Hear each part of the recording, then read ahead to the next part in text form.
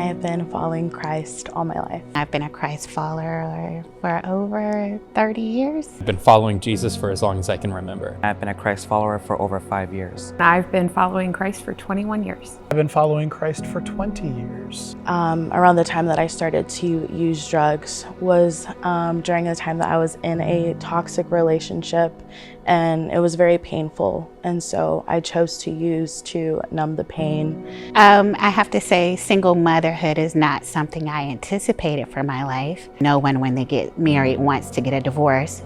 Unfortunately, that happened. It took me about 2.5 years to go through a divorce. For me, it was an opportunity to have time to look at myself, because when you're looking at your children, they're mirroring things that you were doing. My grandpa was a hero to me, an absolute father figure as well. And about 6 years ago, my grandfather had a really horrible stroke.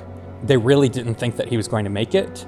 And he woke up, but he wasn't really the same anymore.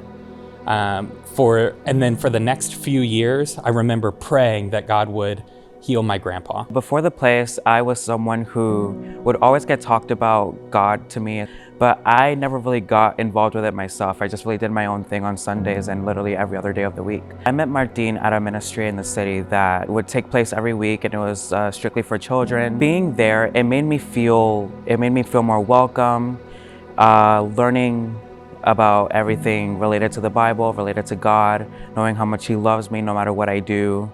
All I ever wanted to be was a mom. And so when I finally married Chaz, who was the man of my dreams, I couldn't wait to start a family, and we couldn't start a family.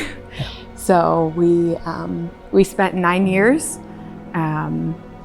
walking the uncertainty, the doubt, the pain, the fear of whether or not we would ever be parents, and trying to navigate why God chose us for that journey. Yeah. And trying to understand how God was good and faithful and kind, even in our pain that seemed to make no sense. I went up to an altar call, and it was to be filled with the Holy Spirit. When I closed my eyes, I thought that I had seen this little girl, and I was scared that I was going to step on her, so I moved over, and then I closed my eyes again, and the Lord had said, "This is you, and I'm going to raise you back up. I'm going to give you back your childhood." I didn't need a drug. I didn't need a man to help me feel joy and peace and happiness. It was just God all along. God has been my total confidant. He has been my compass. And when I say that, is there are directions, because I didn't plan on being here. There are routes I've taken that I probably shouldn't have, and He's granted me mercy in that. And then there has been roads He's taken me down. And one of them, I can say in the Bible, it talks about the straight and narrow road, and not many travel through it. But going down the straight and narrow road with the children has been, a pleasant experience for me. On the plane heading back to the city, I remember looking out the window, and I remember seeing just how vast the earth is, and remembering how small that my life was, that my family was, but also feeling God's great compassion for me.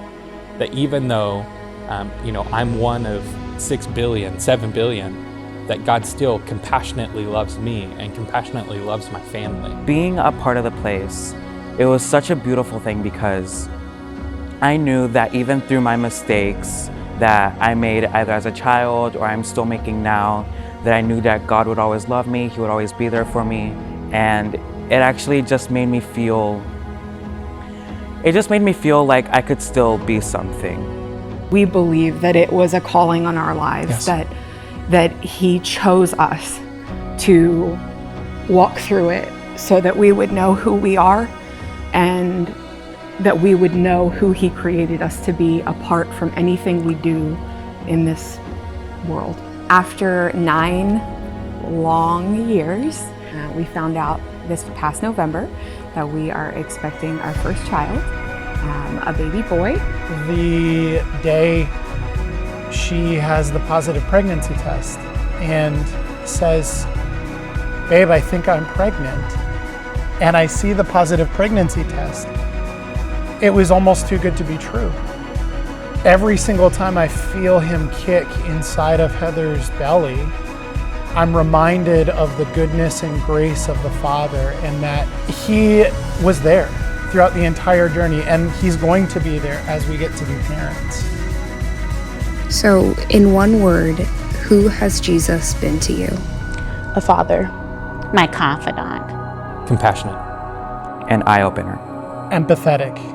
Present.